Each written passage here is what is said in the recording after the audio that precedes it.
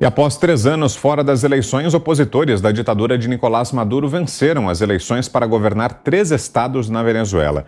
Já o Partido Socialista Unido, o mesmo de Maduro, elegeu 20 governadores no país. Apesar de garantirem apoio na maior parte da Venezuela, grupos armados que apoiam Maduro intimidaram eleitores da oposição, atacando colégios eleitorais, agredindo pessoas e matando um homem. Em diversas denúncias, eleitores relatam que foram proibidos de votar em candidatos da oposição. Ao menos 5 pontos de votação foram atacados com tiros, todos em Zulia, estado mais populoso do país. O líder político Eduardo Labrador foi espancado pelo mesmo grupo. Uma ONG que defende a liberdade de imprensa no país também denunciou a censura da mídia durante as eleições. Mesmo credenciados, 16 jornais foram impedidos de acompanhar as eleições nos centros de votação. Zé Maria. Eu acho até besteira realizar eleições desse jeito. Bastava indicar lá e pronto, o nome, né? Como é que se faz uma eleição já prevendo ou já determinando o resultado? Uma democracia, ela tem pressupostos, né, que são pilares. Um deles é a eleição, mas a eleição democrática, livre e transparente. Né? Um deles. O outro é a liberdade de imprensa, que lá não tem, né? E instituições funcionando. Né, o judiciário, o legislativo, não só o executivo. E a Venezuela não tem nenhum disso. Então, fazer de conta que se faz uma eleição, eu acho desnecessário. Ninguém acredita nesta eleição. Primeiro, porque não há transparência, não sabe se a eleição foi real. Né? Não há uma maneira de acompanhar o pleito. Por outro lado, não houve possibilidade de se fazer campanha, não há uma imprensa livre para mostrar como funciona o governo. O que manda mesmo lá é uma ditadura, né, onde o Nicolás Maduro finge que todo mundo não sabe de que isso lá é uma ditadura. Trata-se de um regime fechado que interviu no judiciário, no poder legislativo e na própria eleição. E finge fazer um discurso. Eu fui eleito. Que eleito nada? Não houve eleição livre lá. Né? E mesmo se houvesse uma eleição desta maneira, né, não seria democracia sem os outros pilares. Diga, Cris. Então, o Maduro chegou a tuitar 20 minutos depois de encerrada a votação, pedindo para os eleitores votarem nele. E depois alegou que tinha muita gente nas filas e tal. Ele faz tudo errado. Imagine se fosse no Brasil, onde dizem, né, que a gente vive uma ditadura. Imagine a situação seguinte. Presidente Bolsonaro, que é o governante de plantão, né, Maduro na Venezuela, coloca grupos armados na rua, que são seus apoiadores, grupos armados, para intimidar eleitores da oposição, atacando colégios eleitorais, agredindo pessoas e chegando a matar um homem.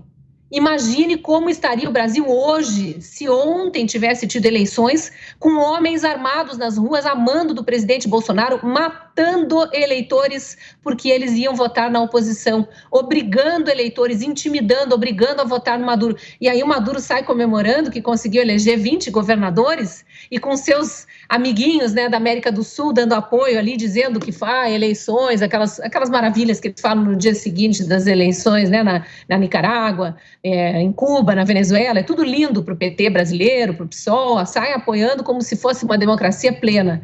Então, isso que eu acho estranho, que esses partidos aqui do Brasil tenham a cara de pau de defender eleições desse tipo e dizer que isso é democracia. É uma ditadura violenta, proibiu jornalistas de trabalharem, jornalistas estrangeiros. Aconteceu também semana passada em Cuba, não eram eleições, mas os cubanos tentaram ir para a rua no feriado, que lá dia 15 de novembro era feriado também, aniversário de Havana, da capital do país, e tentaram ir para as ruas e, de novo, mesma situação, homens armados nas ruas para intimidar, os protestos foram asfixiados.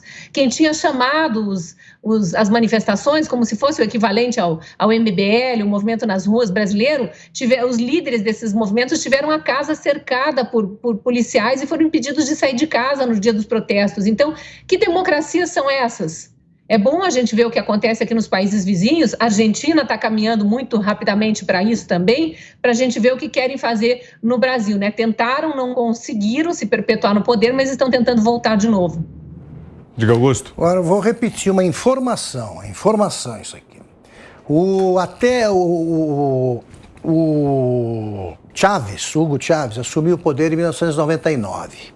Até 2002, o presidente Clinton, sempre que tinha algum problema lá com a Venezuela, ele pedia ao Fernando Henrique, que era o presidente da República aqui no Brasil, que chamasse o Hugo Chávez a Brasília e desse o recado, ó, para com isso e tal. E o Fernando Henrique enquadrou várias vezes o Hugo Chávez, que era apenas um chefete, um candidato a tirano, e não representava esse perigo que hoje ele representa. Com a posse do Lula, o Brasil passou a ser parceiro militante da Venezuela e depois passou a ser sabujo da Venezuela, tanto que participou da tentativa de golpe de Estado, esse sim, em Honduras. Por ordem do Chávez, o Lula entrou nessa. O Lula sempre participou das campanhas do Chávez e depois do Maduro. A Dilma, ela sempre também trocou mensagens muito amorosas, muito doces, com o candidato a tirano, a ditador, que agora se consolidou no poder como ditador. Agora, tentem conversar com algum petista e tentem ouvir alguma crítica a isso. Perguntem se a Venezuela é uma ditadura ou é uma democracia e ouça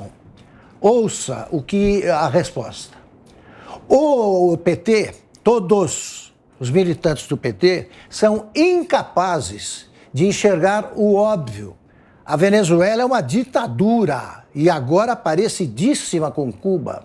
Ela tem um partido único. Você não pode ser oposição, você é preso, morto ou expulso do país. Os candidatos que ousam desafiar o governo são presos. São presos e correm o risco de encontrar a morte na cadeia. E o PT insiste em dizer que é uma democracia, que o problema é ter de enfrentar o grande Satã Yankee. Então, quem diz isso é, além de tudo, cafajeste. É cafajeste. Quer dizer, quando você não enxerga o que está na tua cara, evidenciado aí até pela imprensa velha, que flerta o tempo todo com o PT quando não namora abertamente, quem faz isso realmente não tem vergonha na cara.